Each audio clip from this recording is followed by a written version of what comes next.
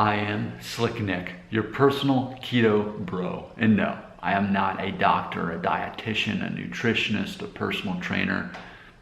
I'm just some random guy on the internet who recently turned 40 and who a year and a half ago straight up had a dad bod and now doesn't. I mean, I haven't perfectly reached my fitness goals. I'm still working on it, and I think most of us always will be to some degree. For me personally, I've got about 10 more pounds of fat to lose right around here.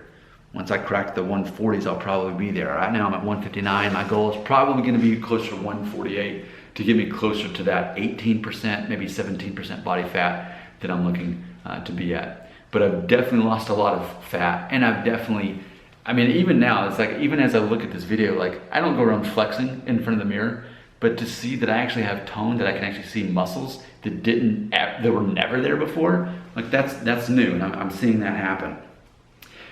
Specifically, I am one of those keto kind of people, and it's not a popular thing. I mean, it's trendy, but it's not popular. Most personal trainers I've learned are dead set against it. They still believe outdated information that cholesterol is bad. You know, people are willing to accept that eggs aren't unhealthy. You know, back when I was a kid in the 80s, eggs were bad. Eggs were unhealthy. Cholesterol, heart attack. And I eat 3 eggs a day at this point. I mean, and that's what I've been doing.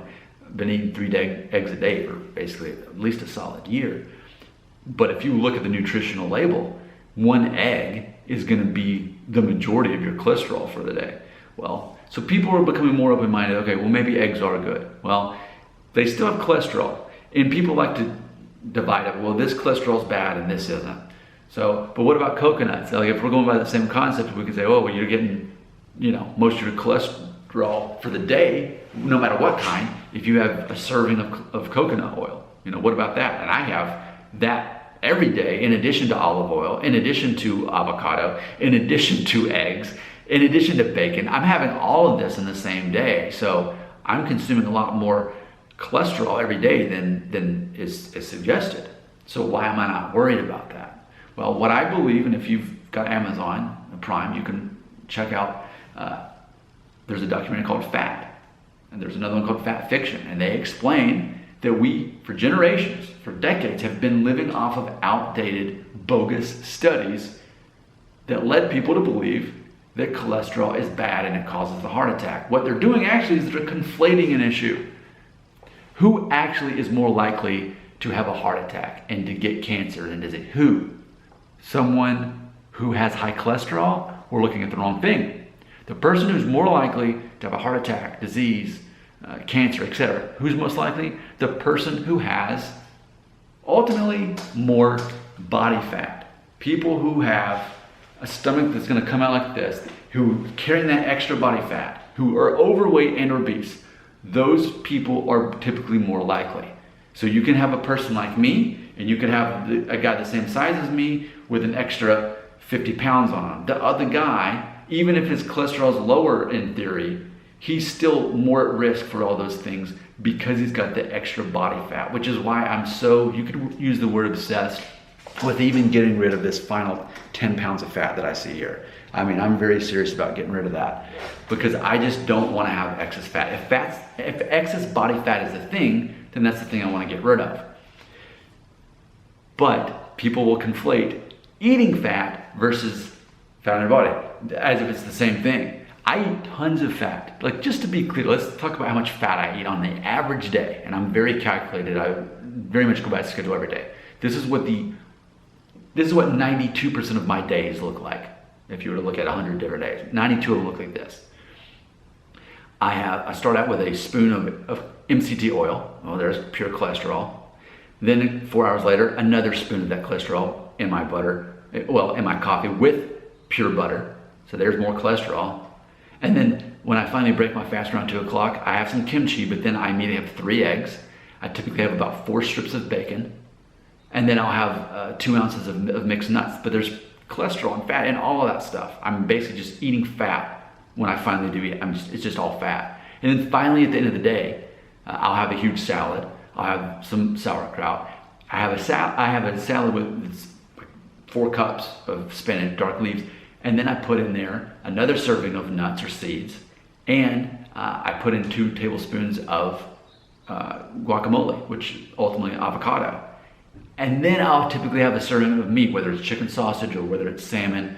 So I'm just eating so much fat. And a lot of people, I think, have trouble comprehending that a person like, and then on top of that, I'm not done.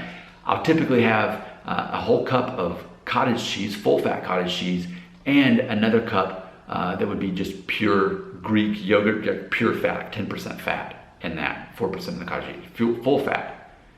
And then, like if I'm having salmon, usually I have some cream cheese in there too. Most of what I eat is fat, okay? So, you get to decide what you believe. Is this working for me?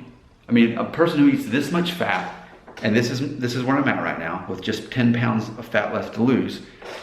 But you could look at somebody who's overweight, who's just like me, but weighs 50 pounds more, and they don't eat all that fat. And well, who's healthier? The guy that eats all this cholesterol and fat, or the guy who's not? Well, people say, oh, but long term, what's that going to look like? What if you have a heart attack in 10 years? Well, what if I do? Well, what if any of us have a heart attack in 10 years? But ultimately, in conjunction with how I'm eating, I'm not so convinced. What I do believe is it comes down to anti-inflammatory foods. I believe as far as you being healthy on the inside, it has to do a lot with the probiotics in your gut and your stomach and eating foods that are not going to ultimately cause this cancer. We conflate somebody having high cholesterol with someone, and that's just one little aspect of it. We produce cholesterol naturally in our bodies anyway. So we're looking at one thing versus the whole spectrum of, are you overweight or obese? And then on top of that, what's your insides look like? Do you have probiotics? I mean, for me, I eat a serving of kimchi every single day, and then typically 2 cups of sauerkraut. Yeah, I mean, that's a lot of probiotics that I'm eating just from that alone, as far as focusing on really healing this part so that it connects to our brain, because it is all connected. So just for example, let's take a look right here at foods that are anti-inflammatory. So I'm gonna go ahead and just Google this right now. Foods that fight this here. All right. So when we're looking at the list here, it's ultimately foods that I'm already eating on a daily basis.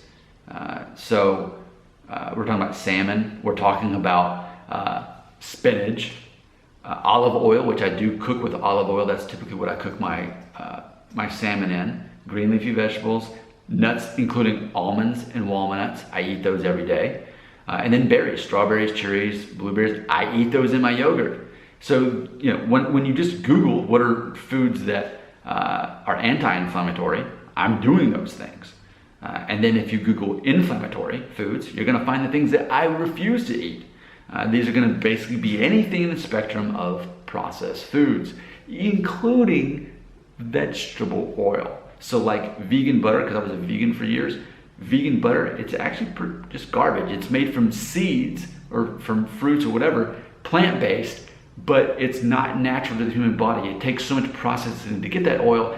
Humans have not been used to eating that. We don't even know how to process that food. So that's why I've switched over actually to just pure butter, just pure fat, pure cheese, those sort of things. And for example, fried food, I don't eat fried food because fried food is fried with those unnatural fats that we're not really meant to be able to process. So that's really what I'm looking at. How can I build up probiotics in my gut here? And how can I get away from foods that are going to be bad for me? In addition to, trans fats, also looking at obviously processed sugar. At this point, the only even carbs I'm eating is about a half a cup of unsweetened oats a day, and then maybe a half a cup of berries, which are on the good list. So I'm eating the right stuff. But if we wanted to say that I am eating more than I'm supposed to for cholesterol, then yeah, I mean, we can totally say that I'm eating way too much cholesterol, if cholesterol is a bad thing. And I guess in the long run, that's what we'll have to see. Will guys like me actually be healthy in the long run versus a guy who eats less cholesterol but is overweight and doesn't focus on probiotics, doesn't eat this kimchi, isn't focused on foods that are actually going to help his body? I mean, inflammatory foods, when you Google it, cause inflammation.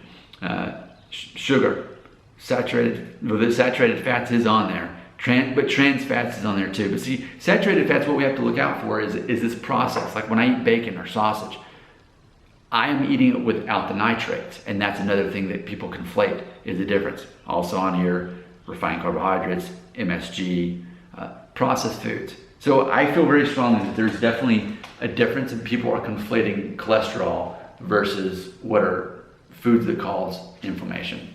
Your thoughts and your beliefs, they belong right here.